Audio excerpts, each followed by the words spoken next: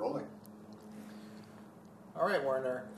First off, thank you so much for agreeing to talk to us and to tell your incredible story for the Holocaust Center for Humanity. I just wanted to thank you.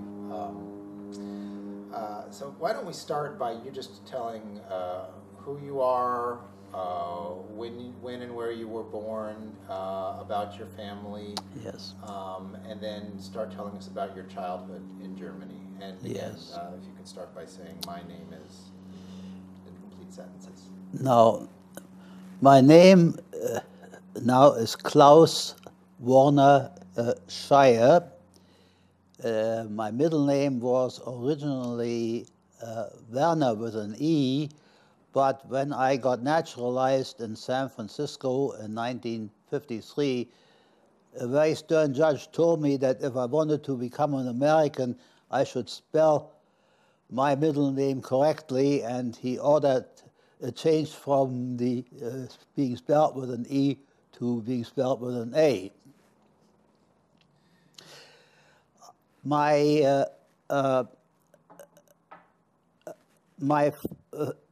father was born, whose name was Sally Schaie, was born in a town that when he was born was called Hohensalza.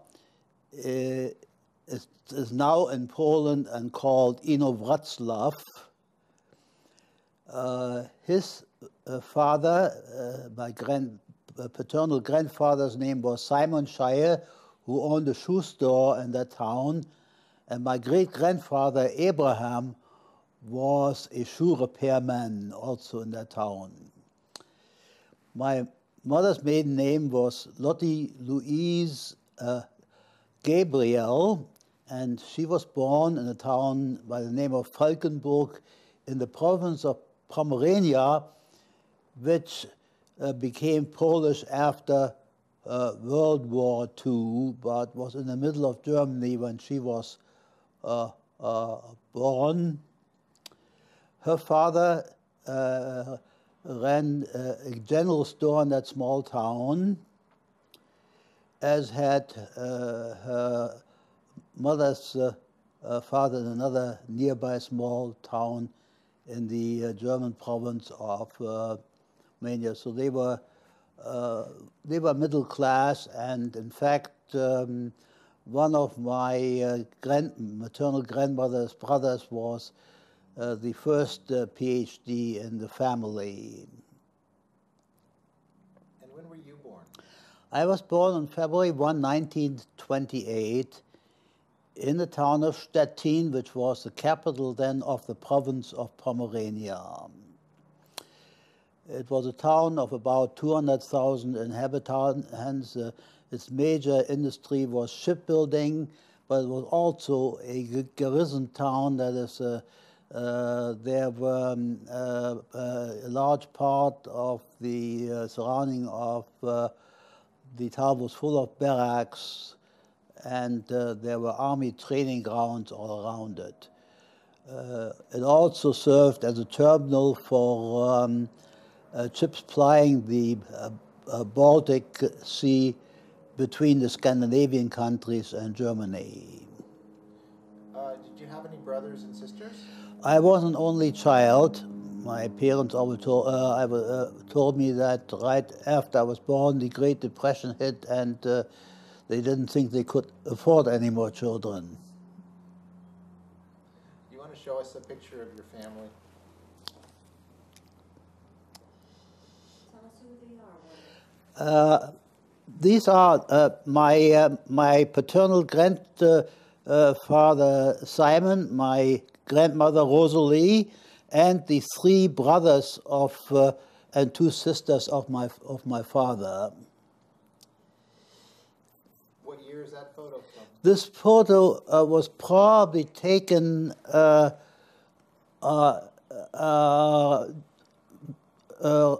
before the outbreak of World War I, probably around 1913 or 1914. Tell them a little bit about your father being in the military. My father actually had been was working for an uncle who had a shirt factory in Vienna. And one interesting side note: my father was in Sarajevo the week before the assassination that started World War I. In 1915, he was drafted into the German army, and although he didn't see any combat, he spent about 4 years in the army, primarily in occupation army arm of Poland, rising up the rank of a warrant officer. And he felt that was the highlight of his life.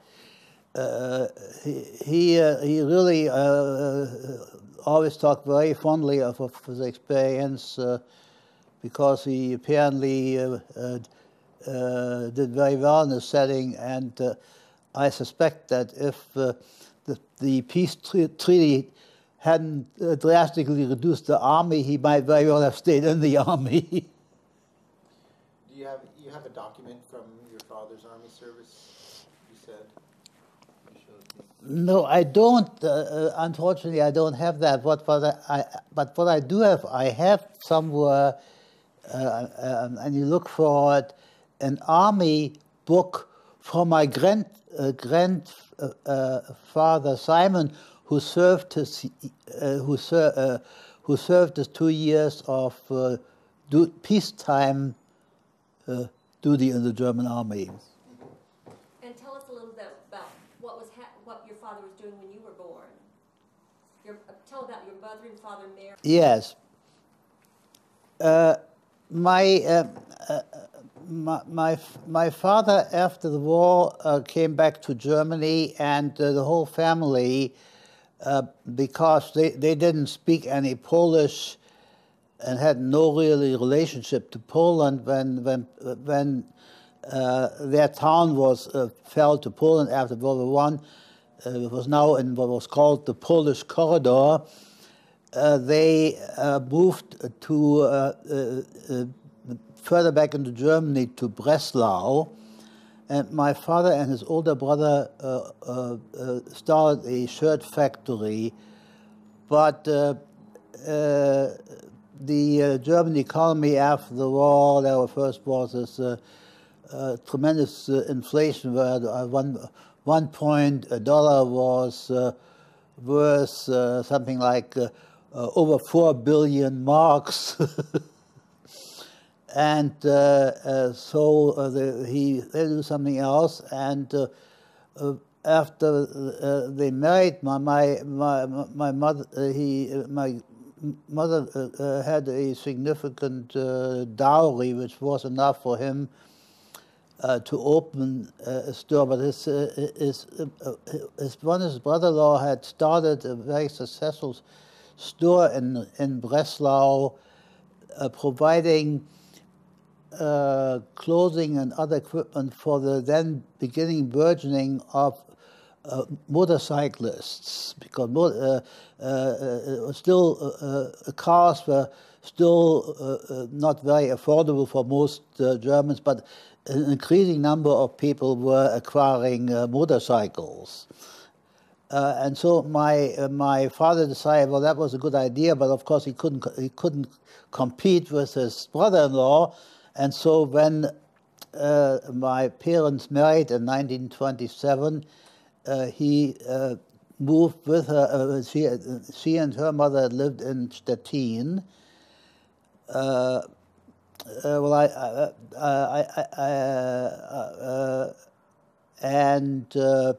So they moved there, and he used the dowry which my mother brought with him to open a similar store in Stettin, which after some rough starts, because obviously shortly after I was born, the Great Depression of 1929 occurred, but it started doing quite well. So please tell us some of your memories of growing up. You were a latchkey kid. Well, the first thing I remember was really my mother was usually during the day she was working in my dad's store, and my grandmother was kind of taking care of me. But then, as their economic law, they started. It was very common then for girls in the countryside who didn't have any aspiration of getting a more advanced education to go into the city and hire themselves out as a housemaid nanny to acquire enough savings, because it was typically expected, even among lower class Germans, that the bride should bring along at least enough money to buy furniture for the bedroom and dining room. And so we usually had young girls about 16 or 17 years old as a nanny. And they lived in a closet, virtually. Yes. No, you have to tell them. And they lived so most apartments had now, like my grandmother had a 3-bedroom apartment that in addition to the 3 bedrooms and a living dining room and a kitchen and 1 bathroom, also had a very small room for the maid nanny. And you got to go to farms. Yes, one interesting experience in the Schaie was these girls typically, their parents typically were small farmers out in the countryside, that in the summer they would get a vacation and they would typically take me with me. That's how I experienced some of the countryside and saw the farmers. They were usually small farms where they raised vegetables and the like, and they typically would have a cow and maybe a couple of pigs. And so that was my first experience with with life outside of the urban setting. But then after my grandmother died when maternal grandmother died when I was about 2 years old, and my parents, my mother's younger brother took over her apartment, so my parents would live we all lived together with my grandmother. They moved out into the apartment, now a similar apartment, and we were now by ourselves, and we had an apartment that fronted one of those big tenement blocks that were common in Germany in those days. But we did have an apartment that fronted on the street, and it had a balcony shared with a neighboring apartment. Where on nice days I would play.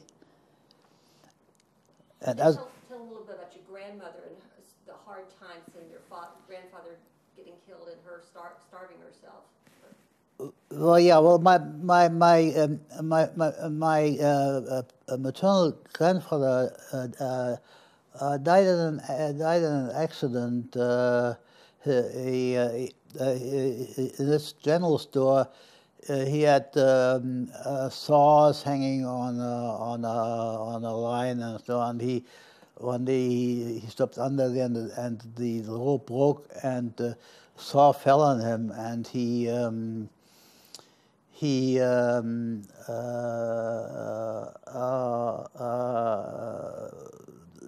an injury, and he did not survive it. So then my mother, with the help of a manager, kept running the store for a while, but then she decided that she needed to move into a larger town because her younger son needed to get a better school, and so she sold the house. But unfortunately, this was during beginning of World War I. She invested, got a very good price for the store.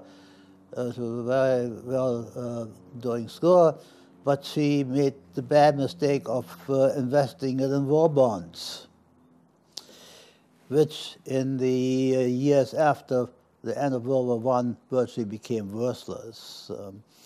And so she really, and also Germany was under blockade during World War I, and so there was very little food, and she gave most of the food that she got to her younger son, who was still then in his teens, and she literally starved herself, and eventually she died of tuberculosis when I was 2 years old. Well, I did go when I was 4 years old, which would have been in 1932.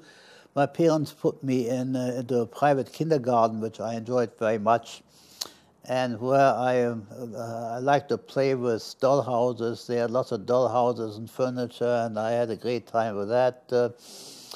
And I interacted with the kids.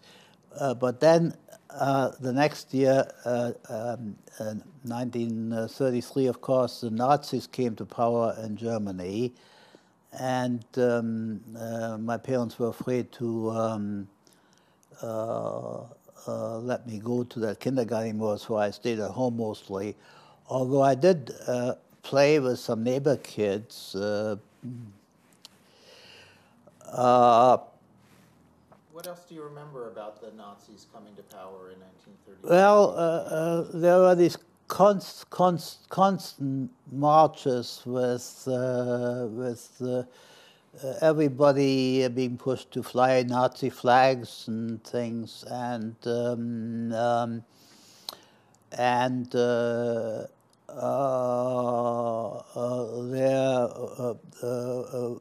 was a lot of we had a radio by then, and I often listened to the radio, and there were constant tirades about how bad the Jews were for Germany, and that something needed to be done about the Jews. Were your parents afraid to let you out? Well,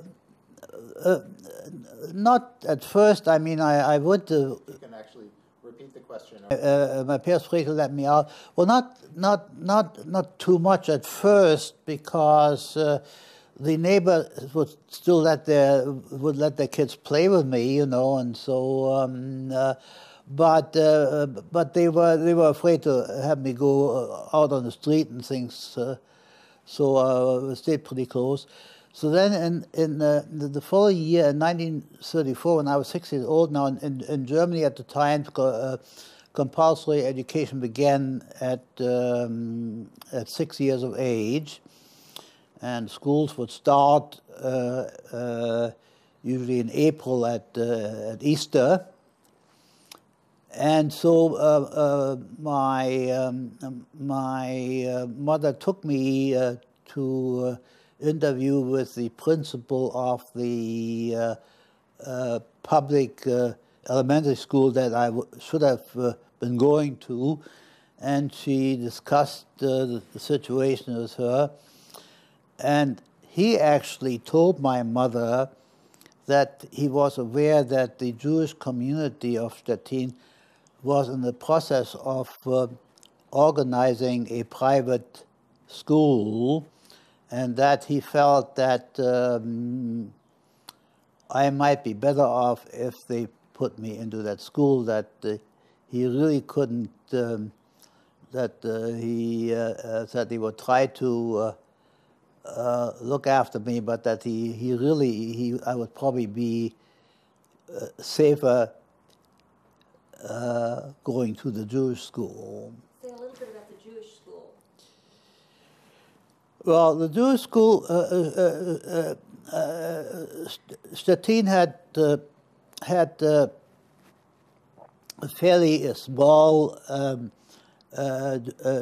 Jewish community.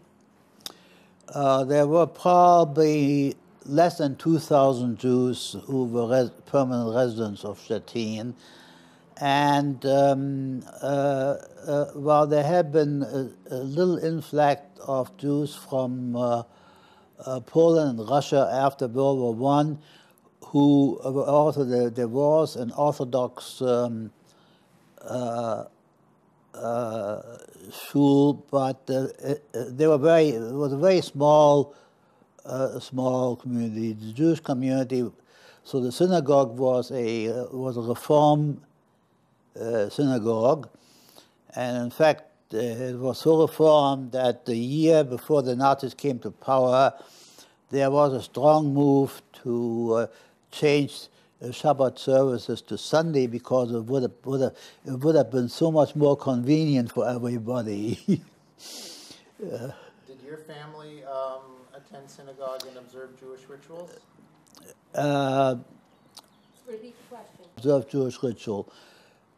Not really. My mother, my maternal grandmother tried to keep kosher, but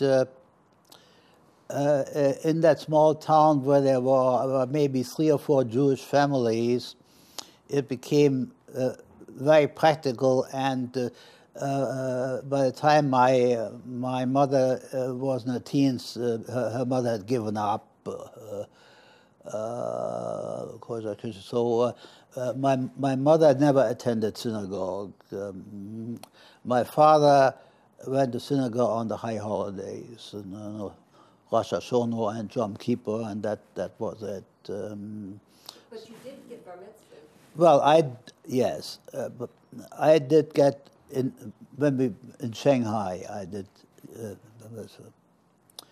but in the Jewish school, we did in the Jewish school. One of the topics was Jewish religion, and so we got some instruction in. And we also had a course on Jewish history, in addition to the traditional school subjects. In those early years under the Nazis, did you as a child separate, discriminated against? Did you feel negative feelings, or did you just feel that this was normal? Repeat the question. Did I feel during the early years of the Nazi regime that I was being treated differently? Quite frankly, in some ways, I did not feel that because of my going to the Jewish school and spending my days most with Jewish children. I didn't feel separately. No, I still occasionally played with the kids around the house where we lived, but all my friends obviously came from the school, and so I also my parents had a number of Jewish friends and who had children, and I interacted with them, and so in a way I simply protected. Because I did not fit the stereotype of Jews that was propagated by German Nazi newspapers like the Stürmer. I did not feel hassled on the streets very much, but Because you were blonde and blue-eyed. because I was blonde, blue-eyed, and moreover, but I was not a very I was always small. I was always the youngest in my class, and so I was relatively small compared to the other kids, not from my age, but because I was a little younger, and so I was sometimes being hassled by older kids, and I, interestingly enough, acquired a friend, a classmate, who was not very bright, but who was big for his age. And I made a deal with him. I did his homework for him, and he protected me. I hired myself essentially This was another Jewish friend. another Jewish friend, yes. And tell them about Wilt and some of the others, that what happened to them. Repeat the question. What happened to some of the other friends? Like, I had a very good friend whom I went through Germany through my entire the 5.5 years that I went to that Jewish school. His name was Wolfgang Altmann. Now, he and his younger brother John went on the children's transport, the famous Kindertransport, to England. In 1939, a British group organized a massive effort to try to save Jewish children in Germany by offering to take them in. And so this friend of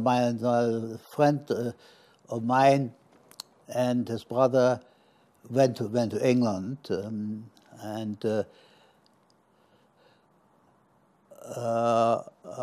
Successful journalist. he turned out to be a successful journalist. He died about 2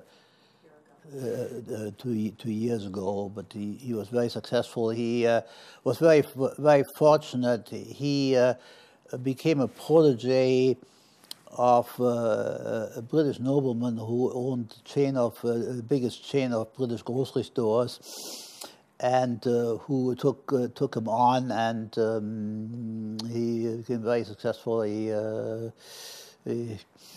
married the daughter of an Anglican bishop. So talk about being a latchkey kid, because your mother worked in my father's store. In 1935, the Nazis passed the infamous Nuremberg laws, which, among other things, made it illegal for Jews to employ any women under the age of 45. And so we no longer had a nanny to take care of me. And so since my mother continued to work in my father's store, at age 7 I became a latchkey child, and got myself home from school and took care of myself till my parents came home from work. You learned to ride a streetcar. When the weather was bad, I would go on the streetcar to school and back, and You ran errands for your father. and I ran errands for my father. He had a mother's mail order business, and so I would on my little scooter I would transport packages to the post office and mail them. And my father would pay me a penny a pound for transporting things to the post office. Tell about the neighborhood a little bit. Anything about the neighborhood you remember where you lived? Well, the neighborhood I lived was fairly nice, but middle to lower middle class neighborhoods. I mentioned that we had the front apartment in a tenement block. It was a very large tenement block that extended well into the back, where there were smaller and smaller apartments, cheaper and cheaper apartments, and the big apartments were fronting the street with a view of the street. And so it was a very nice neighborhood, and there were several parks nearby. So in the winter, I and my friend for one of my birthday, my parents gave me a sled, and I and my friend would go to the park and sled, you know. And see, for a while, until until things were not too bad, until in fact things even eased up a little bit when Germany tried to put forward a sort of more pleasant phase for the 1936 Olympics, which I followed on the radio. And this is where the Boys in the Boat novel came from. Yeah, the Boys in the Boats novel that you may have heard of came from that Seattle team that won the Olympic gold medal, you know. And tell about hiking, going on sunny trips. Now the other great thing our parents were able to do is in the summer we would take a regional train for a couple of stops out of town, and there were extensive beach woods in that area along between the river on which the town I was born was and the Baltic. And so they took me hiking in the woods, and we would take a lunch with us, and there were places there where they would allow you to bring your own lunch if you bought a beverage. And so that's what we would do on many a Sunday. They would take me that way, and for a while my mother was still able to take me in the summer. One summer, she went with me to a mountain resort in the mountains on the border between Germany and then Czechoslovakia. And then she went for a cure to a German spa, and she took me there, which was a very nice experience as a child. And also we would usually make one or two trips. My mother's older brother had a small department store in a small town about 2-3 hours away from us by train, and my father's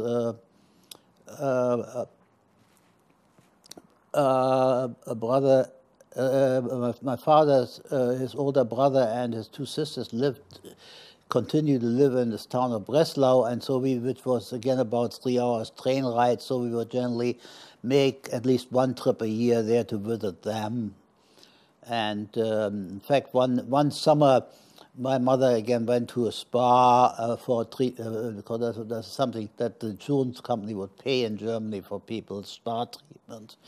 And I stayed with one of my father's younger sister in Breslau, and the Breslau Jewish community owned a swimming pool in the they had a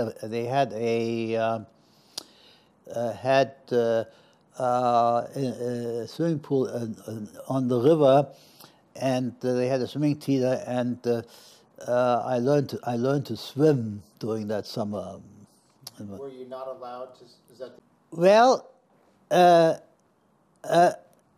not explicitly then. What, not explicitly? But it was again another way, the way that Jewish community tried to protect its children from being hassled, you know, by providing a recreational opportunity. And in fact, sometimes my older cousins would take me there, but that was a very nice nice experience that looked back. Do you remember any specific instances of being excluded or discriminated against because you were Jewish? Repeat the question. Do I remember any instance of being excluded for being Jewish? Well, quite frankly, what happened more and more is that German Jews really withdrew from German societies. He didn't, you know, he didn't go to movies anymore. You know, it's not that until now. In 1938, they started making laws banning Jews from all sorts of public facilities. But prior to that, that was not the case. But Jews simply tended to try to avoid incidents by, and you saw more and more stores where they have the sign Juden unerwünscht, Jews not wanted, you know. And so Jews withdrew into their own realm. They tried to create for their children ways of being with each other rather than interacting with other children, you know. And it was really, really more withdrawal. And then, of course, more and more children, all of a sudden children would disappear because Jews, the people who had, Jews who had money were beginning to leave Germany, because until about 1937 or so, you could still leave Germany if you had money, because they would heavily, the German government would confiscate a large share of your resource, but they would let you take out enough money that other countries would be willing to accept you, because typically you could get visa certainly to various South American countries for a long time, for example, Australia, England, if you could show that you had significant resources. You know, pretty much the way I think about this, when Hong Kong returned to China and the Canadians welcomed Chinese with open arms who had brought money. Were you aware as a child that some of your friends were leaving? Yes, absolutely, absolutely. Like Wilfred. Yeah, and of course, and some of them we even corresponded with them, you know. And I had some relatives who were able to go to England, and I exchanged letters with them, you know, who went to England in about 1936, you know, and so that was beginning to happen. But then it got more and more difficult, and then but the real well, let me talk about what really led to our leaving.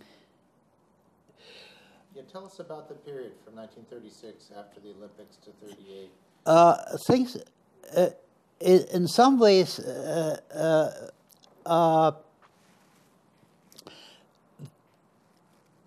Germany really started getting ready for war. They were beginning to building the autobahns as a way of moving armed forces back and forth efficiently, because the German roads until that time were very primitive. In fact, they were that way when after the war we went to the German Democratic Republic. They still had the old roads, you know. But they built the autobahns, and they really created a war industry. Stettin became very prosperous because they built warships. Okay. And so my father's business actually got much better. People had money in their pockets, and they bought things. And he had the only specialty store, so they came, even though they were urged not to buy from Jews. They came, they went to the department store, didn't find what they want, so they came to my dad's store, you know. And my dad by that time was about 50 years old, and he kept telling us that he was too old to start anew somewhere else, and we didn't have any relatives. We didn't have any relatives in the United States who might have sent us what they called an affidavit that they would take care to, so we could go to. So here. But in in the spring of 1938, when the Germans, to the jubilation of the Austrians, moved into Austria, my father decided to visit his Vienna relatives because German citizens under the Nazis had been prohibited from traveling to Austria as one way of exerting pressure on the Austrian government. Okay. So he went to Vienna in March of 1938, and he saw what was going on in Vienna, where the Nazis made the old Jewish men scrub the street with toothbrushes and beat them up and so on.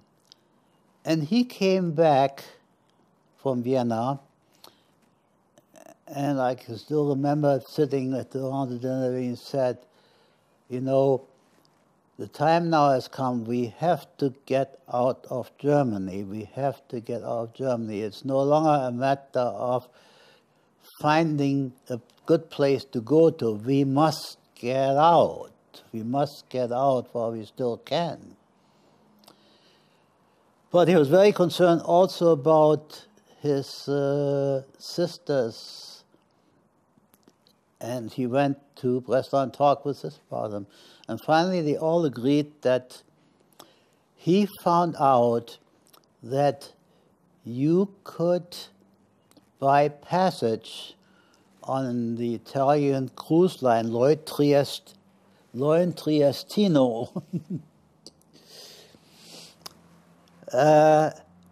on a cruise ship that left Trieste in Italy and would go through the Suez Canal around India as far as Shanghai and on the turnaround at Kobe in Japan. And he said, what we have to do is we need to buy passage on that line and we'll get off somewhere. Somebody will let us off. And anything is better than staying here because we can't stay anymore. And so he got tickets for us and for his two sisters and their husband, and their sons were also able to get tickets to go. So we all we were still able. We were allowed to take a three a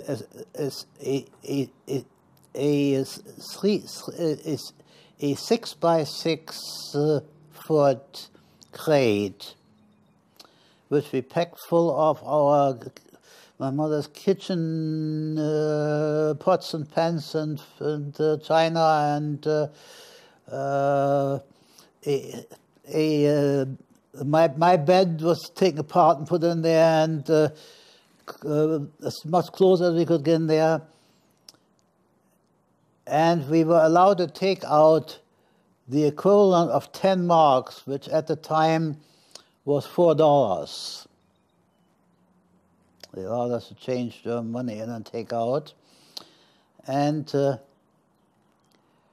but before that, we left, and we left Germany in the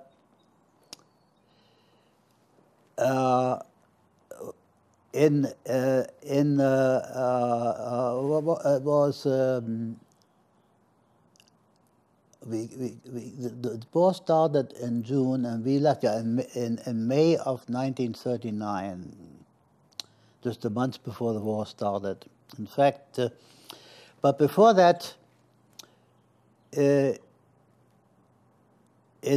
September of 1939, a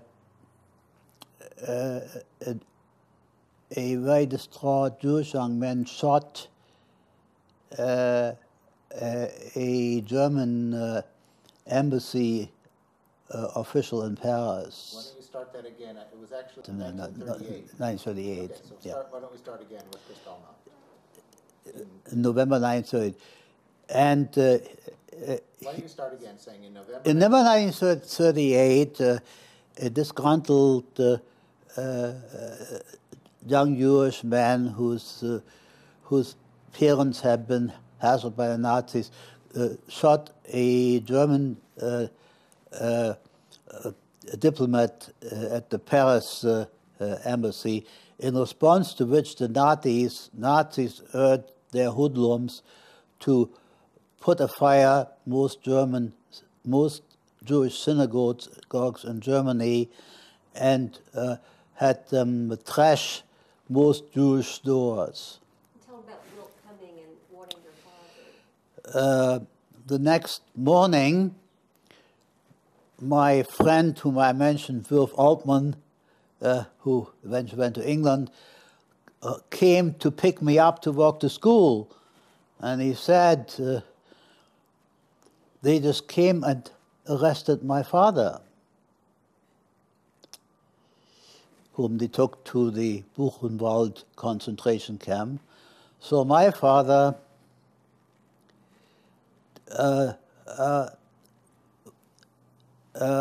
immediately left our house and went to the train station and caught the next train he could get on, went to Berlin, and he went and stayed with my mother's grand aunt because he thought they would not be interested in the old ladies who were in their 70s then.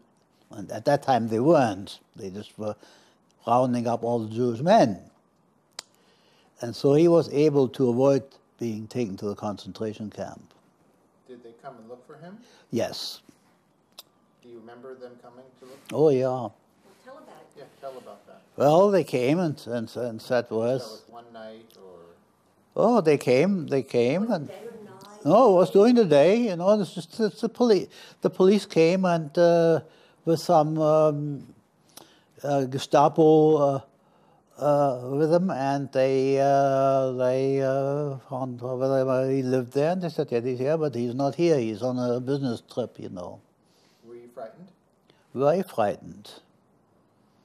But since he wasn't there, and they apparently had a long list of men to round up, they went on. How long did he stay gone? He stayed gone for about a month. And by that time, they were starting to release some of the men again. But then what they did is they imposed a 1 billion mark fine on the German Jews. But of course, my father's store was trashed, and so he just had to give. He had to give. I mean, he saw no way of. So he just simply there's nothing he could do. He had. Your father's store was trashed. Why don't you tell us about that? Well, what they had done, they broke the shop window, and they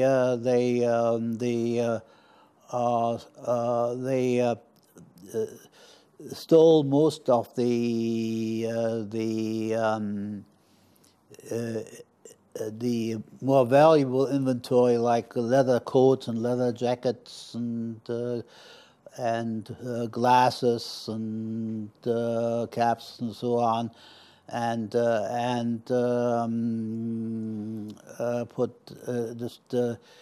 tore apart the furnishings. Did your father go back to the store? Say, my father went back to the store? Well, yeah, he went back to the store and he decided that there was nothing, there was really nothing to be salvaged, and of course the insurance companies were instructed not to pay for it, but my father had to pay for having the store restored, the windows restored, but then obviously he didn't reopen the store. What want to take a break now and then go on the trip to Shanghai and then the Shanghai? Okay, we are rolling. Okay. So why don't we tell a little more about your father and his decision to have your family leave, and then how you felt as a child with the decision to leave your home. Well, my father originally felt that because, you know,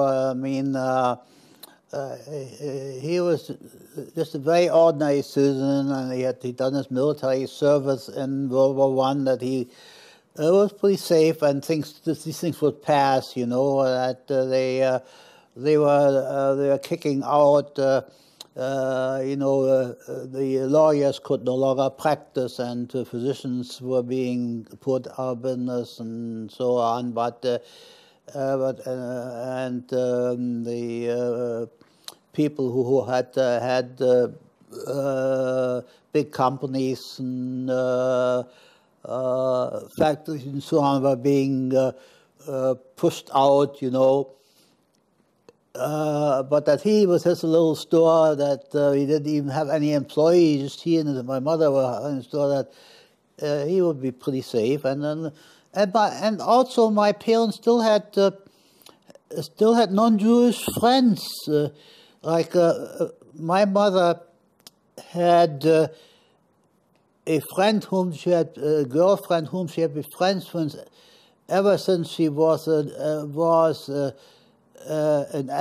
young adult, who at the time when I knew her was the secretary of a German noble who had a vast estate not about an hour away from where we lived, and she would keep visit my mother, and in fact prior to our leaving for Shanghai, when Jews were no longer had difficulty going into schools, this lady took me to a department store and bought clothing for me, you know. And in fact, her boss, she kept my mother when Jews. Also after Kristallnacht, Jews were required to surrender all their gold, silver, and jewels. So she took my mother's jewels and kept them, and eventually after the war gave them back to my mother. And her boss, who had another estate in Sweden, actually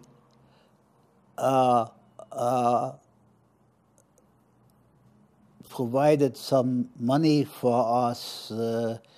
He sent a check made a transfer to a Shanghai bank when we went to Shanghai from his council. So there are still people who, you know, so my parents always thought, well, you know, there have been,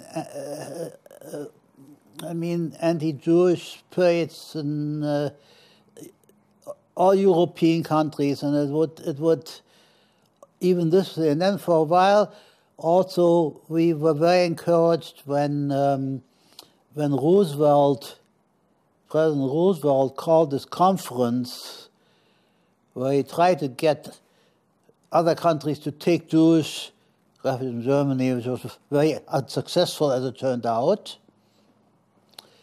He thought, you know, things were happening things would be getting better. But Can you tell us about this document? This document is a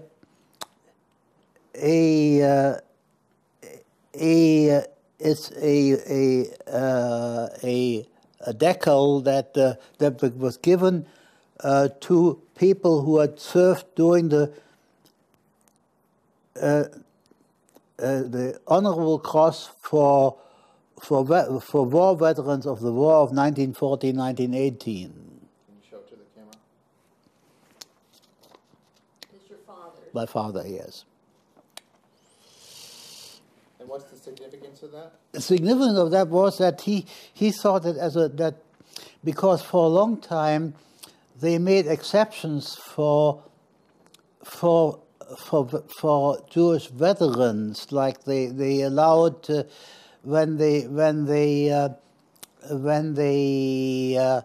prohibited Jews from practicing law. At first, they exempted people who had been war veterans. You see, and so he thought too that that would protect him, you know. But then it became clear to him after his visit to Vienna, you know, early 1938, that really it would not, that we really had to leave. And then, of course, it was very clear after the Kristallnacht that, of course, he had no longer had any way of making a living, you know. Can you tell anything about your friends, other families that had their businesses destroyed? Can you recall any other friends who had a similar situation? Well, yeah, there are other. Repeat the question. Were there other friends whose business was destroyed?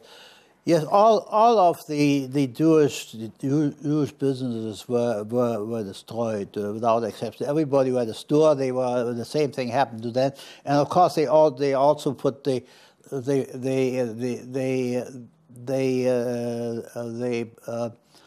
burned down the Jewish synagogue.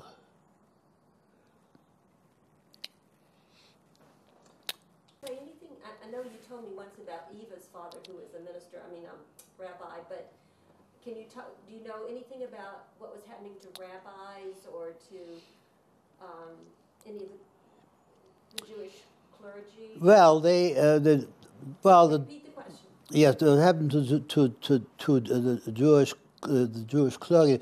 Well, what happened is, first of all, what they did is, because in Germany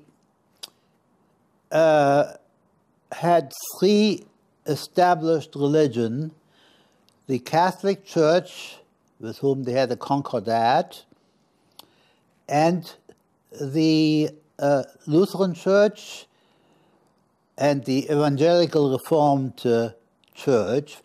Those were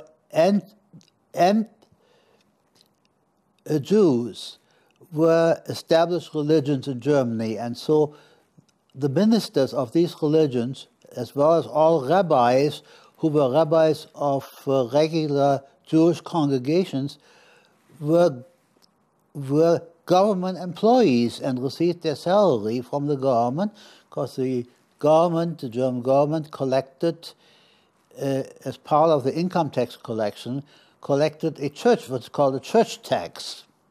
And that church tax was used to support the recognized religions. Interestingly enough, other major American religious groups were not so considered, like the Baptists were considered a sect and were not, so a Baptist minister would not have been supported by the government, you see, even though a rabbi was, you see. But of course, so the rabbis lost their jobs because they were now private persons. They were no longer recognized as being public employees. So how did you as a child feel about your family's decision, your father's decision to leave Germany? Were you sad? Were you angry? Did you agree with it? How did I respond to my father's decision that we finally had to leave Germany? In many ways, I felt relieved because several of my friends had already left, and others, like the children going on the children transport to England, were about to leave. And so I felt, I would like, in fact, I was in a way, I really, for a while I thought my parents should let me go on the children's transport to England too. But then I was very glad that my father decided that we should all go together. I'm very happy that he also made arrangements for my extended family to go there. And so going out to Shanghai seemed in a way like an exciting adventure, you know. I had never been on, the only ships I've been on the excursion ships that went from Stettin down the river to the beach of the Baltic. Or have gone when we had guests, I would go with them on a harbor tour, you know, in a little boat. So going on a big cruise ship, that seemed a big deal.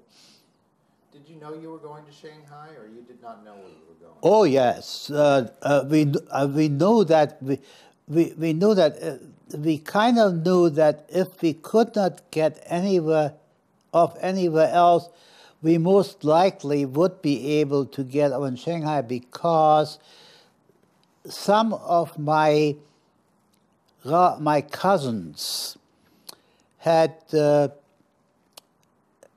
gone to Shanghai before us. I had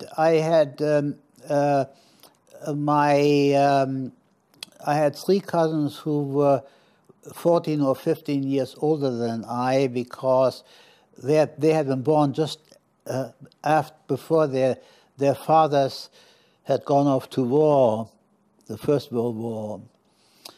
And one of them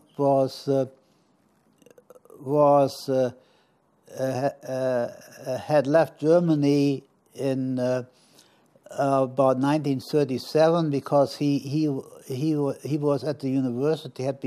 Jews were no longer allowed to go to the university, and he went to France to the Sorbonne, but the French would no longer prolong his permit to be in France, so he had to leave France. And one of my other cousins had gone to Croatia, but had decided that there was no way he could. He didn't know the language. He couldn't find a job, and so he had to go somewhere else. So they had found the way of going to Shanghai. So now let's talk about your departure to Shanghai and your memories of that. And while you're at it, you can show the ticket as part of your story and the passports. Yes. So tell about getting lost from your mother on the train trip down. Yes. Yeah, talk about the departure from Stettin. Yes. Well, my first memory, of course, was the German custom inspector coming and looking over all the things that were being packed in our crate before certifying that we were not exporting something that we should not be exporting. And fortunately, he was quite. He was obviously not a rabid Nazi, and he let my mother put most anything she wanted to put in there, you know, and so he finally certified it and the documents, and then I found the moving company we had that we had hired to send it to Shanghai for us, pick it up. And then you left on the train? We left the train, and we first went to Berlin and stayed with my grand-aunts for a few days.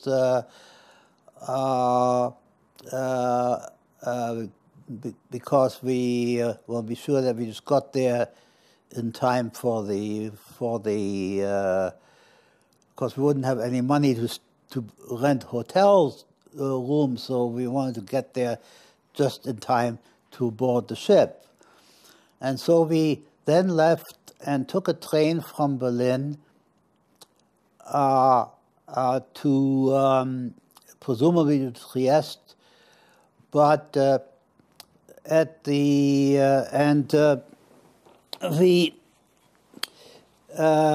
my father had his own passport, my father's passport, and I was an entry on my mother's passport. I was entered as Klaus Israel Schaie because since my name Klaus was supposedly a German name, I was required in 1938 to also accept the name Israel.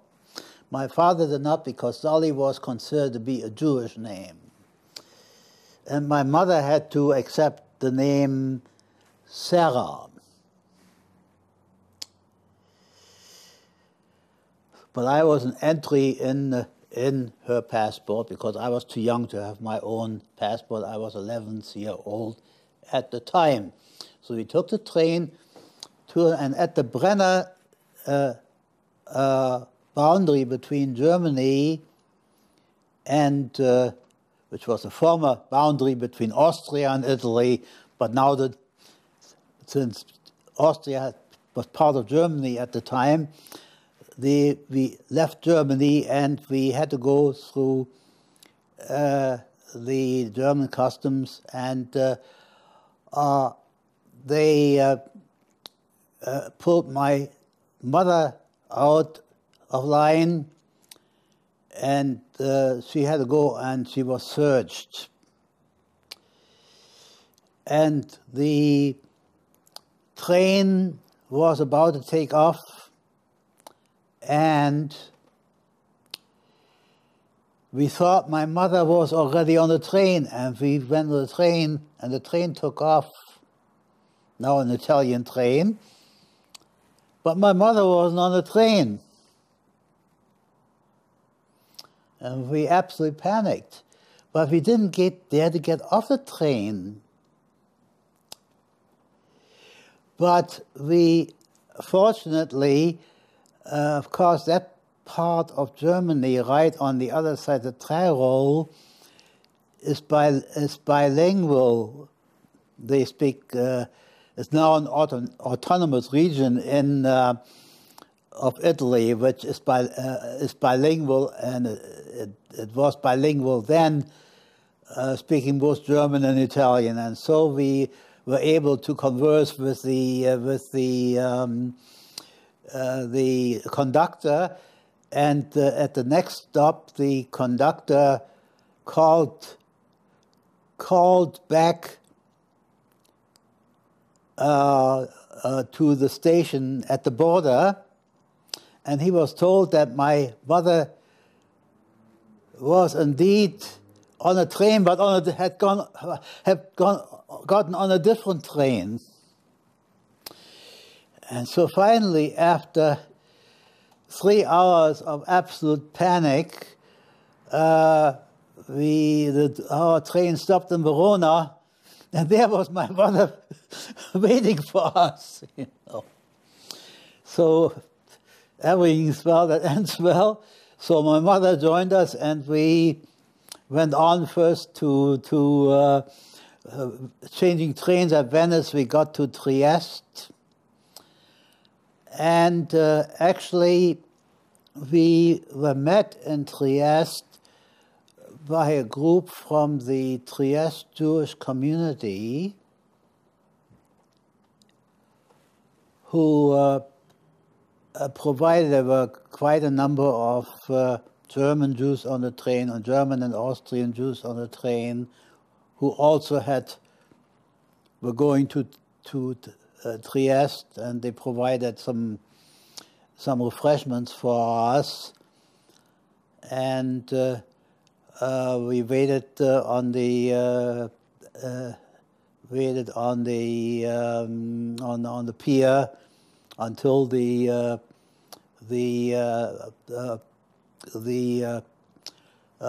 steamer Conte Rosso arrived and allowed us to board. Were there many other Jews getting on board the boat with you? There were something like, I would say, about somewhere between 400 and 600 Jews on board with us. in addition to other passengers. But because you had to pay full fare, you had to. So we were the cheapest fare my father was able to get for us was second of what we would now call tourist class, you know. And so we had a great deal. I still remember getting since it was the season was already advanced in late May in northern Italy, and they served up wild strawberries and cream for dessert. Our first meal on board, you know. And I thought that was great. I never had wild strawberries in May. You know? Would you show us the ticket for the cruise? And tell us what it is while you're showing it to us. Okay, this is the ticket. This is a ticket on the Lloyd Triestine passage from Trieste to Shanghai, leaving on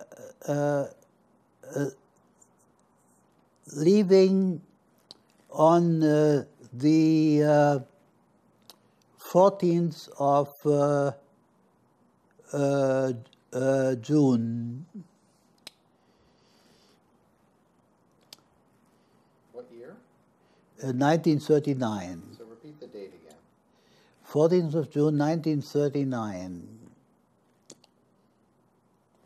In fact, interesting, it said there originally it said 31st May, but I guess that must have been available. So yeah, here it says again on there, boarding on the 13th of June at 7 p.m. So this was a boat with hundreds of Jews fleeing Germany. Fleeing Germany. As well as first class, mostly pleasure travelers from all over Europe going to somewhere in the Far East. We stopped. Our first stop was actually in Port Said in Egypt. The only time I've ever been to Africa, and we went through the Suez Canal and stopped again in Suez, and then we stopped in Aden, but none of these places, which were then all under British control. Did your father look into whether you could get off the boat at any of these locations? Yes. So tell us about that. My father acquired all of these. None of these places were able to get off. And then the next one, again, was under British control, was Bombay, now Mumbai. There we were not even allowed to go ashore at all because they were afraid we would stay there and went ashore. So I just my knowledge of India is just the harbor of Mumbai. And then we went to Colombo in Ceylon, which was also when we were there. Colombo, they allowed us to go ashore for the day, but they wouldn't let us stay. Again, the British were in control, of course, then still of Ceylon. And then we went to Singapore. Again, we were allowed to get off for the day in Singapore, but we were not allowed to stay. And finally, we came to Hong Kong, where we were not allowed to get off because they figured, Hong Kong was too easy. We could hide somewhere, I guess. And then we came to Shanghai. Now, Shanghai at the time still had the foreign concession under the so-called unequal treaties with China. So Shanghai was actually governed by a council of the representative of the 17 nations that had treaty rights in Shanghai. So Shanghai was governed by a committee of 17, and that's how a camel is built also, that's how Shanghai was run. In other words, there was nobody running Shanghai at the time, and so we were able to get off. So the issue just simply became what we would do, but the cousins who had gotten there before us had rented us a room, and so we went up into this room in the middle of Shanghai. All your relatives? Yes. How many people were in that room? But they also had another room for for their parents. And fortunately, as I told you, this boss of a friend of my mother had sent some money to Shanghai, so my father was able to get the money out of the bank. And so what my father did is he bought a lease there was a part of Shanghai called Hongqiu, which had been mostly destroyed during the Japanese invasion of 1937 and was occupied by the Japanese, but the Japanese didn't govern it either. They had army stationed there, but there had been some reconstruction of some of the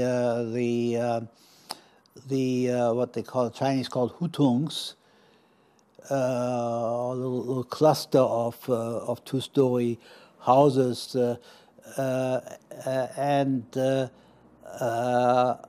so my father was able to buy a lease for one of these things, and it was a two-story thing. There was a big room and a bathroom downstairs, and there were 2 rooms upstairs, and my parents rented out the 2 upstairs rooms to 2 other families, and we had the downstairs, and we all shared the bathroom and the kitchen. Not want to talk about honeypots, the guy that came in. Well, that one is actually running water, but then when the Japanese restricted us to a ghetto area, but it was really the Shanghai ghetto, you have to understand, was a very strange ghetto, because it wasn't that the Japanese they required us to live in a limited area, but they didn't kick out the Chinese inhabitants. So there was about a 20 square block area where there were about, I would say, at least 50,000 Chinese, plus somewhere between 15 and 20,000 Jewish refugees. So now we're going to talk about Shanghai and your experience there. So you're talking about when Japanese invaded and took over Shanghai. And you're saying the Japanese created a Jewish ghetto in Shanghai? Okay, that. so why don't you tell that story? Now first, start from the beginning. At the beginning. Actually, when we came there, the Japanese really, they occupied only that part of Shanghai, because they had not occupied yet the so-called foreign concession, which was the international concession and the French concession, and left same place. And in fact, one of my cousins worked for in the international concession as a police sergeant, and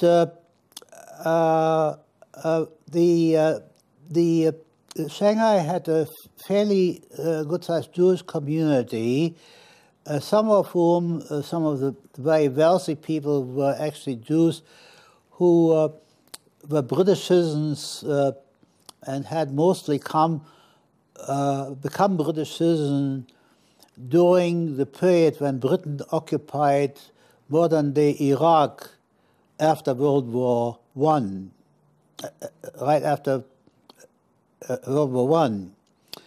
and who had acquired British citizenship, and who, when the British withdrew from Iraq and Iraq became independent, a lot of these people left and went all over the place, but some of the richer people, some of whom, in fact, had acquired even a British noble title like Sir Victor Sassoon and Sir Horace Kadoorie,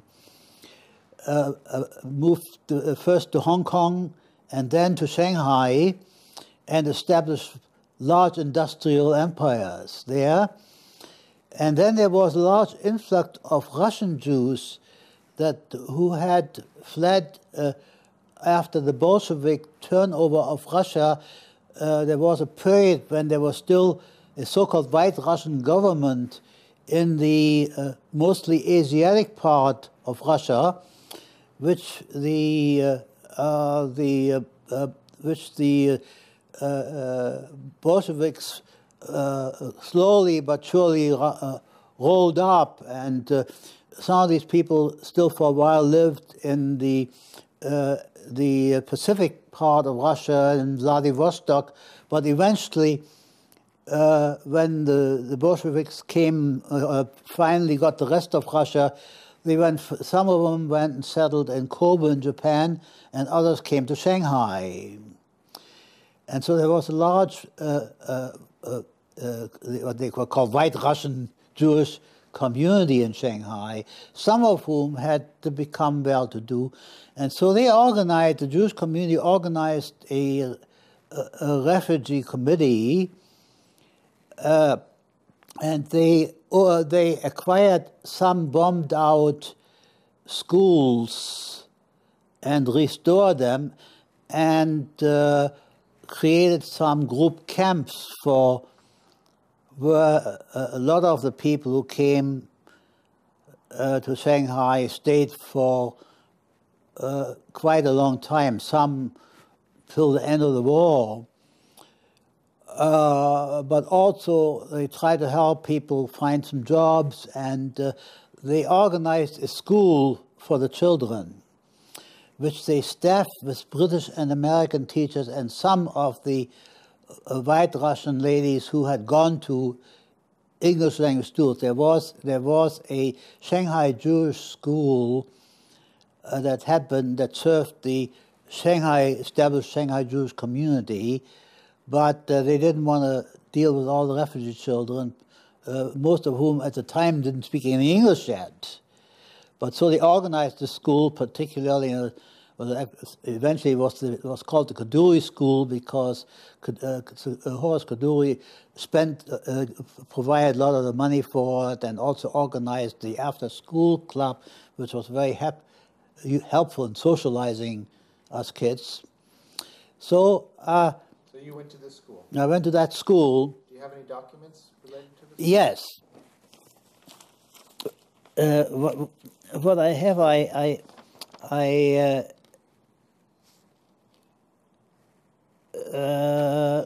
let me see here.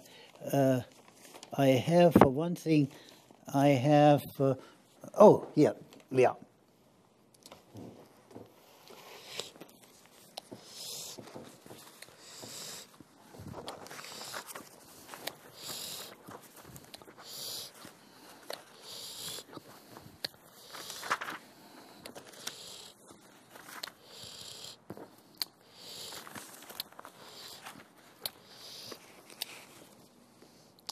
The Shanghai Jewish Association School. Here's my report card for Form 3 Upper. They used the English system, and if I had graduated from the school, I would have taken the the London school examination. But I never made it. I made it as far as Form 4 Upper in that system, because while I was in Form 4 Upper, Pearl Harbor happened. And I am the unusual high school dropout who did not drop out of the high school, but whose high school dropped out on the student. So the school closed, of course, because our British and American teachers were interned by the Japanese, and there is a movie called To the Rising Sun, which shows a young British child way through the internment camp, where our teachers went as well in Shanghai. Empire of the Sun. Empire of the Sun, yeah. So after Pearl Harbor, what happened to the Jewish community in Shanghai? Well, nothing really happened yet. It's just felt that a lot of people lost their jobs. Like my father, who taught himself English out of a Berlitz book, had gotten a job working for an American import-export firm as a worker clerk, but his bosses were interned, and so he lost his job. And we literally, let's tell you about my mother. For a while, got a job as a cook in a refugee-operated nightclub, and then she started a luncheon in our. She cooked lunch for. She had a bunch of lunch guests whom she cooked for in our home, till she was eventually closed down by the health department, because she obviously didn't have a proper equipment to run a restaurant in our home. But it was a pretty rough time, and I went to one of our teachers started operating a business school, and I went and I took shorthand and typing and bookkeeping lessons, and eventually got a job I actually got a job as an apprentice with a dental mechanic, but I was not very good with my hands.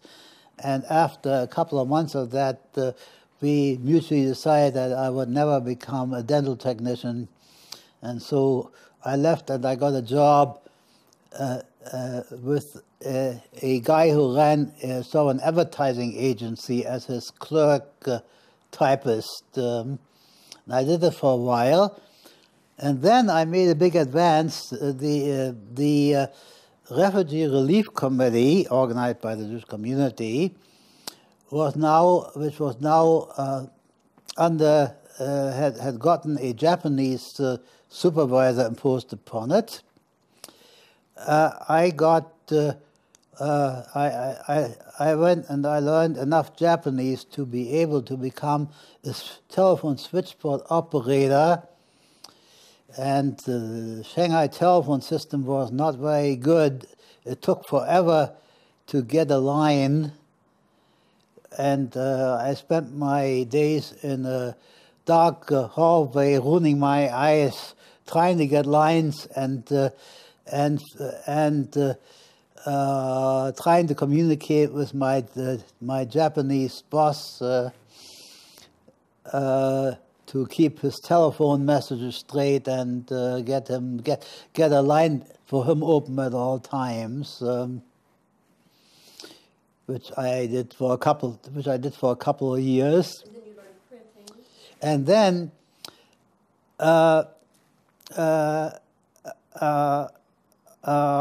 the European War ended, and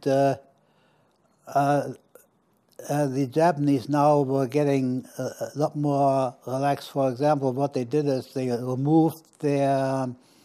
They had until that time, between 1943 and the end of the European War, they had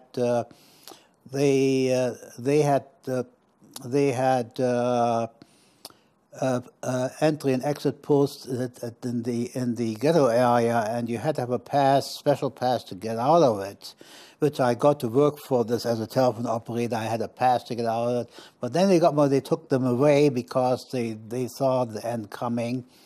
By that time, also there had been an American bombing attack, which actually killed several refugees. Because nobody told them where the Jewish refugees lived, because it was in the middle of the industrial area, you know. But now the general got elected, so then I decided to. I might have a problem with having worked for a Japanese, so I got. One of my colleagues' husband had a small print shop, so I became a printer's apprentice and learned to operate a printing press and to set manually set type. And this was when you were? 1945.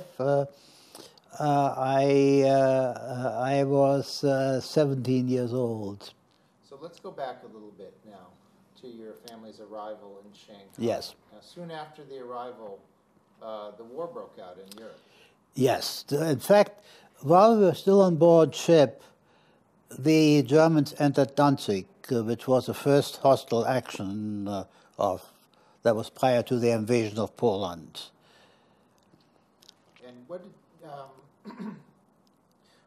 we can give the historical overview, but we can also look that up in books. What I'm really curious about is what you remember and your personal reactions or your parents' reactions to war breaking out. Well, I think on the ship there was always almost a celebration, because everybody felt now this was going. The Germans were going to. They were biting off more than they could handle. You know that they had in the interim and during 1939. You know, things got worse and worse because the Germans first they got the Brits to cave in, and Chamberlain to hand them the Sudetenland on a platter. You know, and so now again the German sides of Sudetenland again. There were a good many Jews lived in the German-speaking area of Czechoslovakia, including some of our relatives who fortunately were able to escape before the Germans came into England. But then the Germans picked up the rest of the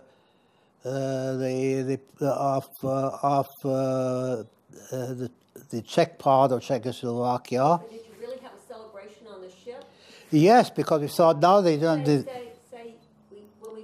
heard by radio? Yeah, we heard by radio. You know, the news came that the Germans had were dancing, and then they invaded Poland. You know, said well now and England and France declared war. You know. And figure, well, now the Germans are going to this. They are going to stop the Germans, you know, not realizing what a disaster this thing was going to be, you know, that how ill prepared Britain and France were, you know, and how. What did you hear, either on the ship or while you were in Shanghai? Any of your other relatives going to concentration camps or dying? Well, then okay. We didn't hear. We still we were able from Shanghai, because of course we were in the Japanese occupied area. You know, the post office, but we were able to write back and forth for Germany. So we still wrote. In fact, the older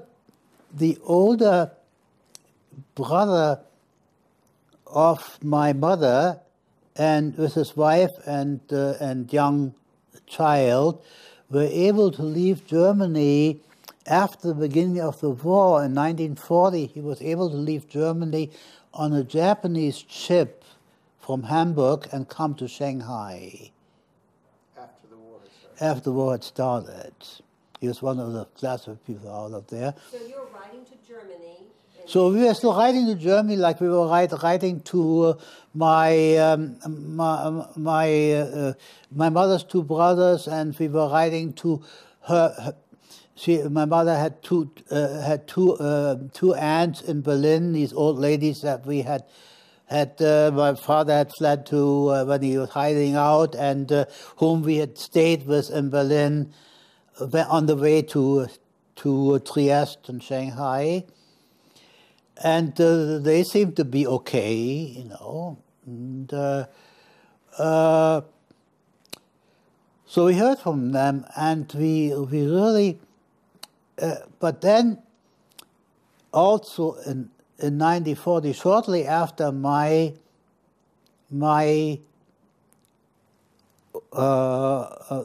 uncle had left Germany, older brother, we got a letter from my uncle, the younger brother of my mother, from Poland. They had all the Jews in Stettin. That was the first deportation in Germany. Had been rounded up in late 1940 and had been shipped off to Trilimpa, to a camp in Trilimpa, Poland. This is after the Germans, of course, they divided Poland with the Russians. See, this was before the German invasion of Russia, you know. And in fact, some Jews, were still able to come to Shanghai actually through Russia. Like my cousin by marriage, Eva, is still now 93 years old, living in San Francisco.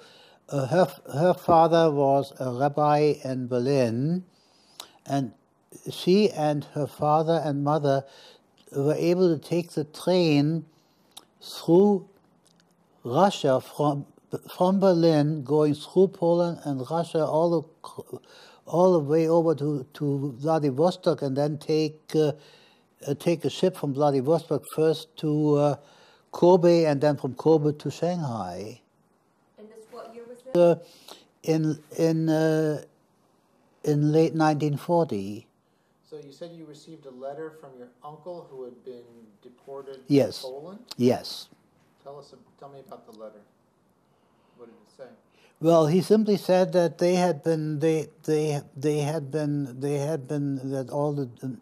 all the Jews in Stettin had been rounded up and had been sent to a camp, that they were in a camp. He described it as a work camp in Treblinka, Poland. In Treblinka? Yes. And then eventually they were sent to Auschwitz, you know, but of course we did not know of till after the war. So did you ever hear from your uncle again? We had 2 or 3 letters from Treblinka. Then when the war with Russia started, we heard no more. Are you sure it was Treblinka? Yes. So I'd like to hear some other stories about your experience. When you're talking about being malnourished and going down at night and sitting there thinking. Well, it was a matter, if you had enough money, you could get things. But they did do some rationing in Shanghai, because food was relatively scarce, and also was being, as with those circumstances, there were, of course, people who got very rich by smuggling food in through the. At the time, America was beginning to furnish more arms to Chiang Kai-shek, and as well as to the communists to fight the Japanese once after Pearl Harbor, you know. But food was very scared, and so they rationed food and certain things like we got every once in a while. We got some flour and we got some sugar. No milk. No milk. I had at first in that school that I went to when the school lasted, they provided some school for the children, some milk for the children. But after, of course, the school collapsed, there was no more milk, because milk was there was milk we had for a price, but it was because there was a dairy outside of Shanghai, but it was not affordable. But I would sneak down at night and I stick my finger in the sugar jar, because I was so craving for something sweet, And I was always hungry, and You've got appendicitis. Tell me about that in your mother's China. Well, yes, I constantly, although we were vaccinated every year, but we didn't. I never had any cholera or typhoid. I was very lucky because they protected against it, but they couldn't protect us against diarrhea. Because the food was not very good, and then we lost our running water, so we no longer had a water closet. So we had a honey pot where they came through and they picked up they picked up the stuff to take to sell to the farmers for fertilizer, and but it was not very sanitary, and so we always had diarrhea, and so I had diarrhea again, and I thought diarrhea again, and but it turned out it wasn't worse, and we called the doctor, and the doctor came, and he at first he misdiagnosed me. He thought it was just diarrhea, it'll get better, just be careful with what you eat. But then it became clear that it didn't get better, and so they took me to the hospital, and it turned out that I had appendicitis. And by the time they got a surgeon in, my appendix had already ruptured, I almost died, but not quite. But they needed they needed some antibiotic, but there were no antibiotics yet to be had. But there was sulfite to be had, and so my mother took her set of Rosenthal china, which she had gotten as a wedding present, and which she had carefully packed in that crate that came all the way to Shanghai, and I still have a few plates of it. And she took it and sold it to bought sulfur for me, and I survived. And I have a day-long scar on my stomach, as a souvenir, Can you show us one of the plates? Yeah. Dinner and coffee sets, We'll do a close-up of that.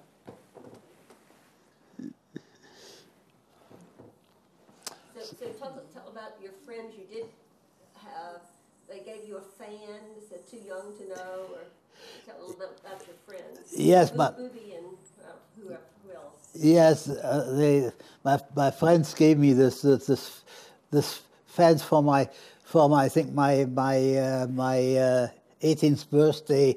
This fan with a naked woman on it, and too young to know it,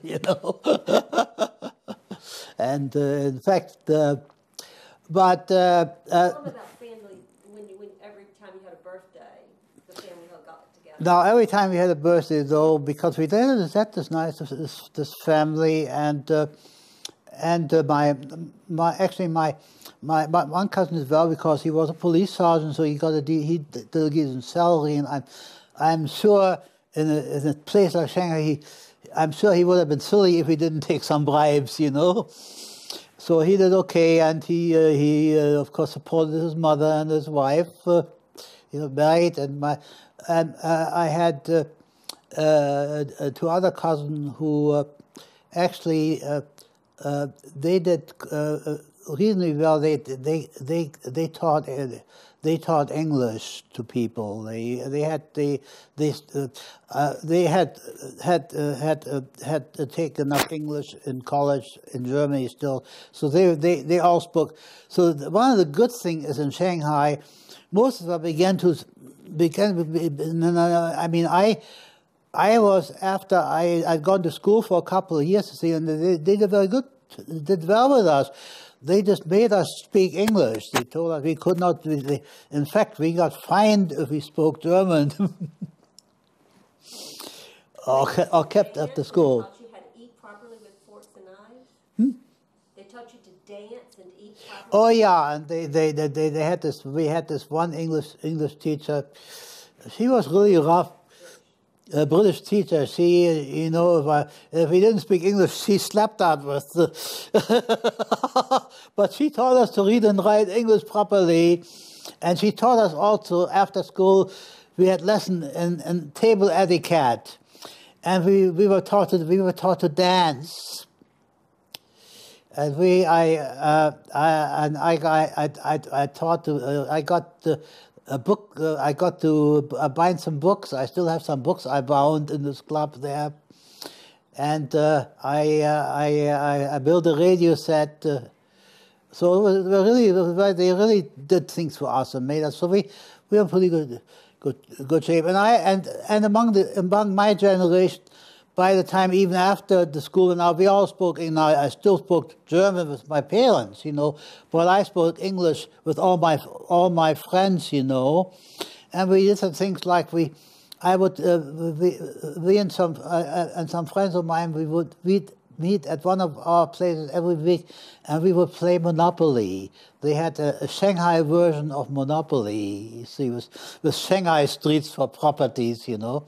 So we would play Monopoly, and our parents would provide some refreshments for us, you know. And and then another very interesting thing was there were a couple of other educational things that happened which were very useful. The Jewish community started operating an adult education program, and there were, of course, a lot of people in the refugee community who had been college teachers or professionals, you know. So we had a wonderful series of lecture on Chinese history and Chinese art, and we had other people talking to us about economics, and we had people talk to us about British and American history. And so they did a lot for the young, in fact, I was very active in school because for a while, I served as, we paid a small amount of money which went to these instructors, you know, and I for a while served as a volunteer treasurer for this adult education program, but I had a lot of friends, and then I joined a Jewish group, the revisionist group called the Beitar, because at one time we thought that maybe the only place we could go after this was all over, that we thought that it looked very much like, begin to look like, you know, towards the end of the war, like there would be some effort to make a Jewish state, and that maybe if nobody else would take us, we would have to go there, because it became very obvious that as the war ended, the communists were getting closer and closer to Shanghai, and so it would probably not be possible to continue to live in Shanghai for us. You might talk about your father dying, didn't you? Well, my father was getting more frail, and he had cardiac insufficiency problems, and he had problem with his veins, but he eventually had some strokes, and he got more and more frail, and in 1947 he finally had a stroke which completely incapacitated him, and he eventually died. He died of it. And so then I was what I've been able to do while I was a telephone operator for this refugee committee. I was able to get them a concession to run a convenience store in one of the refugee camps, and so they were able to make a little money doing that. They sold butter by the ounce, and coffee by the ounce. But they had enough that they were able to provide some food for us, and I made some money but then my father really couldn't work anymore, but then when the war ended, I was able to land a job in the composing room of the Shanghai had an American newspaper, the Shanghai Evening Post and Mercury, which was an American newspaper which was reopened when the American troops occupied Shanghai at the end of the war.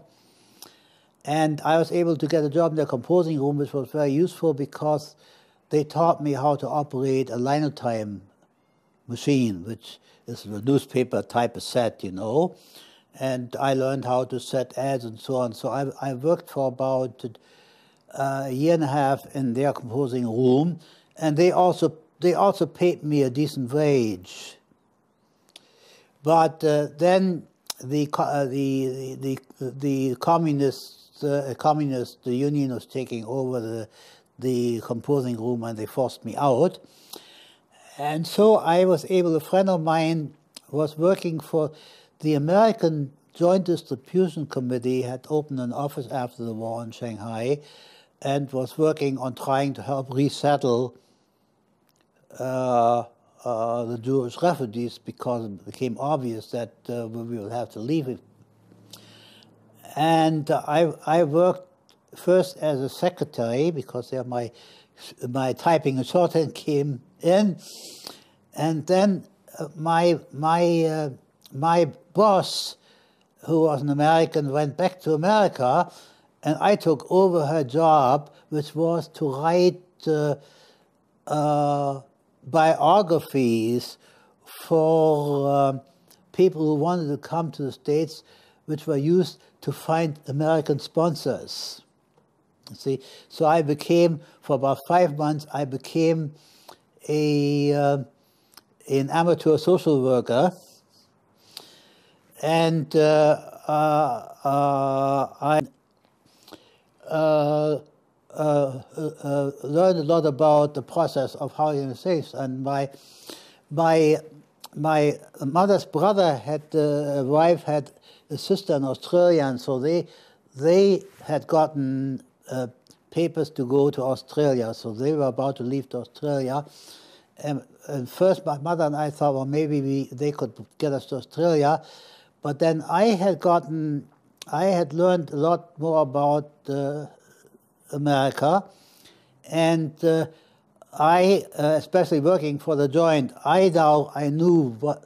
I told my mother one day, I said, "Mother, I don't know about Australia, because some of my friends had gotten to Australia and they were not doing very well. They'd gotten very pedestrian jobs, some of my brighter friends." And I told my mother, "Look, this does not look good. I think I know now how to get us to America. And if you're willing to do that, I'm going to work on this." And my mother was very depressed because my father's death had really taken her out of her. And she finally said, well, you got to decide. My life is almost over. It wasn't over. She was 50 years old. But she was very depressed then. So she said, you do what you think doing. So I said, okay, we'll go to America. And so I wrote my autobiography and my mother's autobiography. And I found us a sponsor, you know. And we went to the American consul, and a very interesting thing happened. American immigration still operated under the quota system. Now, there was a very large German quota, but in 1947, Germany and the United States were still at war. And so Germans were enemy aliens, and so they could not immigrate to the United States. But of course, the Germans had cancelled our citizenship. But my mother and I had been born in the territory, 1937 territory of Germany, which defined who was eligible for the German quota. And so the German quota was wide open for people like us, who were the only ones who could take advantage of it. And so I went to the consulate, and they immediately scheduled a physical examination, and my mother came in too, and we were reasonably healthy. We didn't have any disease, and they issued us a document which I couldn't find. I have missed out somewhere, which was a document in lieu of passport, certifying that we were former German citizens born in Germany with our dates and so on, and they put an American visa on it, plus a transit visa to the Philippines in case we wanted to get off the ship. So, but because Germany was still technically in a state of war, you said you were enemy aliens, or? We were not, because we were stateless. We were not German citizens. There's a kind of citizenship. But no German citizens could take advantage of the German quota. Only people who were born in Germany in the 37 boundaries, but who were not German citizens. My mother's second husband, who unfortunately passed away 5 years after she remarried, but he had spent the war in the Philippines, and he also happened to be stateless. He also came to the United States that way, you know. But very few people were in situations like you had to be really somewhere out, had to survive somewhere outside of Germany, you know, and that way you could come. So I had within of 2 weeks making the decision, I had a visa to come to the United States, and it was just a matter of waiting to get passage. And the Joint Committee had made arrangement. They made arrangement to actually. It was the United Nations Relief and Rehabilitation Agency which paid for which reimbursed the Joint Committee for our passage to the United States. So within literally something like 6 weeks, we were on board ship to the United States. Tell us, going back, tell us when you and your family learned about the fate of the Jews in Europe after the war, and anything about your family members. Well, there were rumors. The fate of our you know, there were rumors early on, and of course we tell us about the rumors. The rumors were that people were being transported to camps in the East. But at first it was really like what we heard about my mother's younger brother, that they were sent to work camps somewhere. And then we heard that some of the older people were being sent to a camp.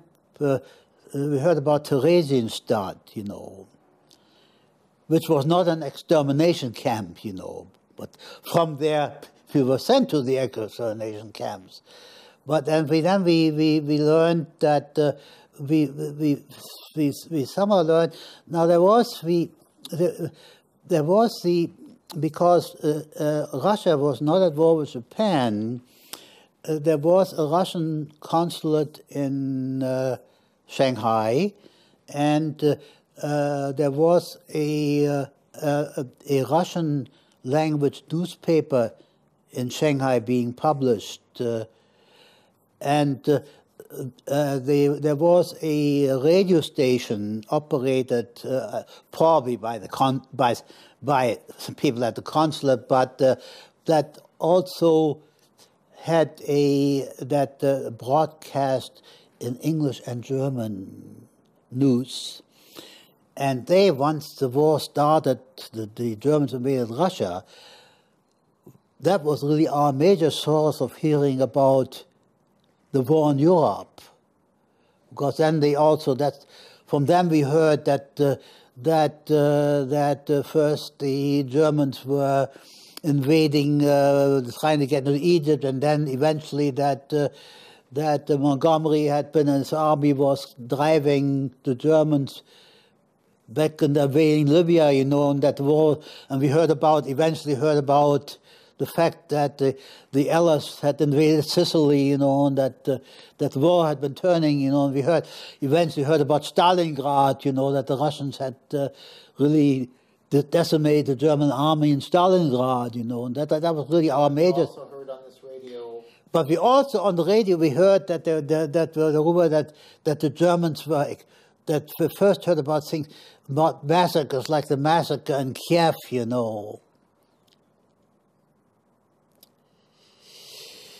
But you see, because the Russians of course didn't know much about what happened behind the German lines, So we heard much more about what happened to the because Russian partisans conveyed news back and forth, so that we heard much more what happened further east than what happened in Poland, and in Germany, But there's still, but we didn't hear any more from these people, Once the Germans invaded Russia, nobody was writing anymore, and we still got we didn't hear any more also because we didn't get any more mail from Europe, from England, because of course after Pearl Harbor, of course England also declared war on Japan, and so there was no more communities. So that's really mostly what we heard. But then we, of course, after the war ended, the European war ended, we heard about the camps, and then we started. All of us started writing to the Red Cross, to write, and the Red Cross began publishing lists, and some people found that a few people had survived, heard. Did any of your relatives from Germany survive? No. As far as we know, the older brother of my father.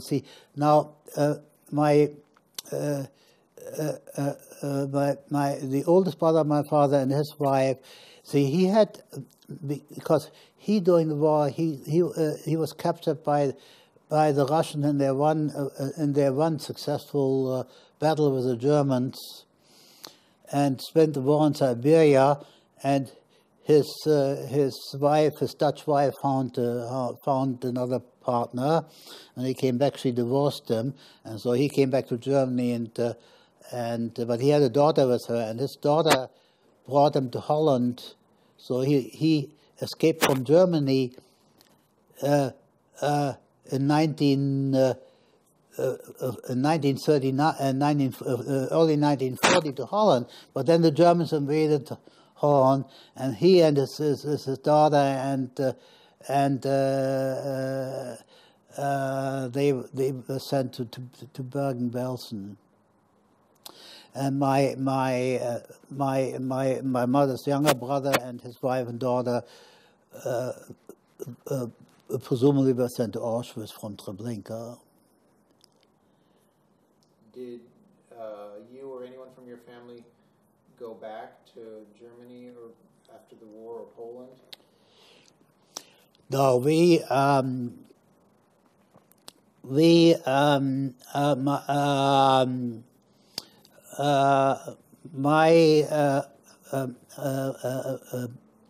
my mother was adamant that she would not touch German at all ever again. You know, my mother still had a very good trip after she retired. She went to Australia to visit her older brother who'd resettled there, but she refused to go to. Well, how did she get back in touch with Miss Koski, who saved all of her jewelry?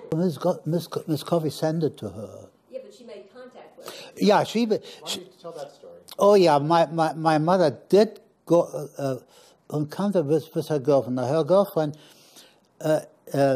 of course, and her family, when the Russians came to the east part of Germany, they fled to Bavaria because one the son of her boss had married a noble lady with an estate in Bavaria. And so they all moved to Bavaria, and he took her with her, and she fled from Pomerania to Bavaria, carrying my mother's jewelry. And when the war ended,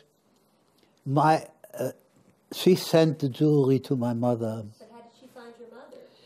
Well,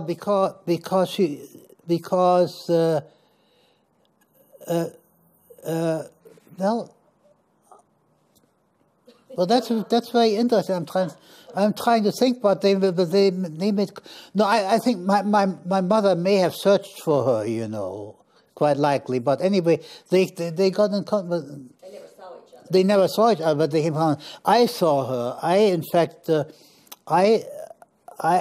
first time I went back to Germany was in 1958. I made a European trip, and I visited her. She had by that time moved somewhere else, and she and her sister. She had moved to a place near Hamburg, near Frankfurt. I met her. I knew her several years. Yeah, because Schaie met her, and I maintained contact with her. She was very interested, older lady. She worked until late in life as a secretary for an enterprise, and then after she retired, her sister died, but she was a very successful elder because she organized. She had no living relatives, but she organized. She had a specialist for everything. You know, she organized a very interesting support system for people. Somebody who took her to the doctor. Somebody who did things like. But you didn't visit when you went in 1958. You didn't visit any relatives or your mother's old friends or anything like that. I didn't. I only thought she because she was the only person I visited, because I obviously felt indebted to her. You know, she was very nice to me as a child. You know. Have you ever been back to Stettin? Yes. I've back to Stettin, I guess, a total of 3 times, twice with Schaie. The place where I lived as a child, the apartment was still existing, although seemed fairly dilapidated. The place where my father's store was one part of town. During the Russian invasion of that part of Germany, the downtown area was pretty much destroyed, but for some reason, the residential area was almost untouched. Because it was a very quick, apparently was a very dramatic but very quick fight. The Russians went through it, and they bombed out the shipyards and the business area and other that then went on. See where they had taken the German names off of the. Is there any people remaining from your childhood, or had they all been? All the Germans had all either left or been kicked out. It was so interesting. We went. I remember the public cemetery as being a very park-like, very pretty thing. So I took Schaie to walk through there, and to her amazement, we couldn't find any gravestone with a date before 1945, because the Poles apparently had removed all the German gravestones from the cemetery. And of course, the Jewish cemetery where my grandmother had been buried had already been wiped out by the Nazis. We're about out of time. Don, are there any ideas or stories, or even just your final thoughts about your experience during the war, or your childhood, or? Well, I might say a little bit about, my post-war relationship to Germany and why I actually was able to resume contact with Germany, because I think that's really part of the story in a way. Okay. If you can do that briefly, that would be good. Yes, very briefly. I came to Seattle in 1952 to go to graduate school studying for a doctorate in psychology. And I, to begin with, didn't have any stipend, so I continued working as a printer, first at the Post-Intelligencer, and I had a small tuition grant, but so I didn't have much money. So I, at that time, co-op houses for students were very popular, and they just opened a co-op house for graduate students, where you got you slept in a dorm, and you had a study room that you shared with some other student. And one day the manager of the co-op came in and said, the first post-war German exchange student is coming, and you speak German. Would you mind if I put them together into your study room? And he came, a guy by the name Dieter van der Linden. And at first we looked at each other like each of us had horns, and we weren't very comfortable with each other, as you would expect. But as it progressively will, we started talking, and he told me a little bit about himself. He told me about his family and his father. His father was a decorated pilot in World War I, who, after the collapse of Germany, had joined the Nazi Party. But in 1935, when the Nazis passed the Nuremberg laws against the Jews, he turned in his party membership. And as a result, during World War II, he fought the war in the German Penal Battalion.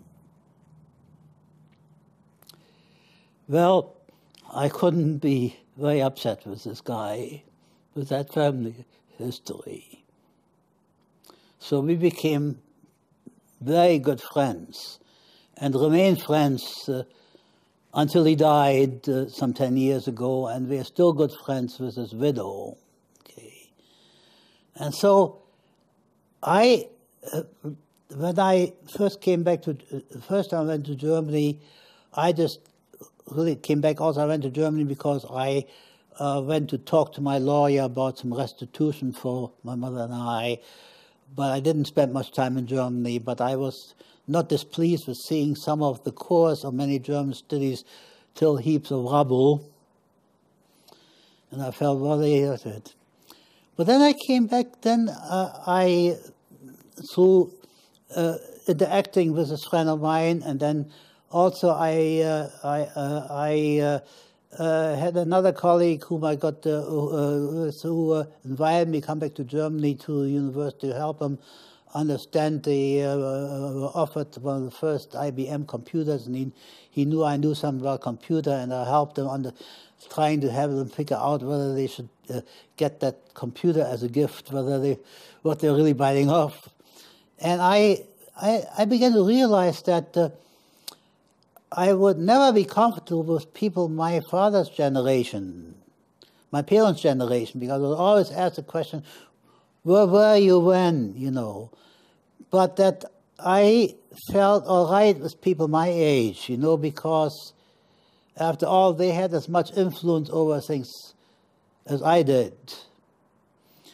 So, and I had a number of very good experiences. I was very gratified after reunification with one of my colleagues who became head of the psychology department at the Friedrich Schiller University in Jena, formerly East Germany. When they threw out the communists and reorganized, he became head of the psychology department, and the university administration decided that one of the first honorees, they wanted to honor a Jewish psychologist because the last head of the psychology department before the Nazi took over had been a Jew. And so they invited me to come to Jena, and they gave me an honorary degree, primarily because of my Jewish background, you know. And so that was, I thought, was just well respected. And I've I had some very interesting experiences in Germany as a professional, and I made some good friends, all of whom are people my generation or younger, you know. And so that made it possible for me. But it was this experience with this young guy whom I met here at the university that made that possible. And so that made it possible for it. And of course, my mother did not have any such experience. And well, yeah, I'm glad you included that story. I remember you.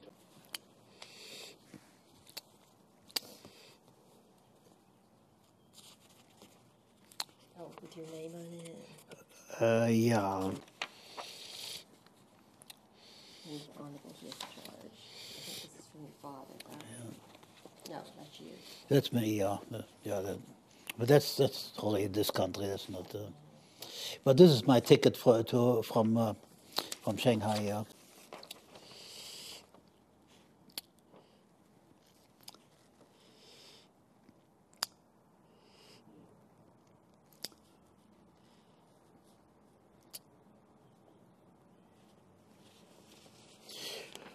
Oh,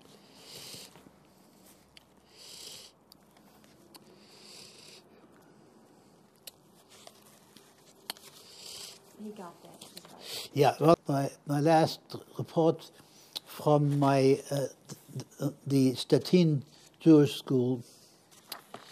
That. Did you get this one? Did you get this one? Yeah. Okay, then that's okay. But this might be, yeah, this might be interesting because this is.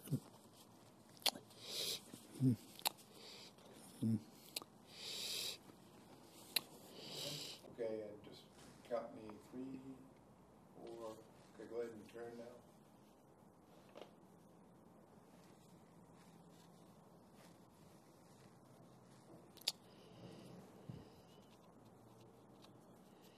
Okay. I think that's- Now, We this can, is we can scan. Oh, that's all right. See an indoor cat? Well, I guess I could let her out, couldn't I? yeah.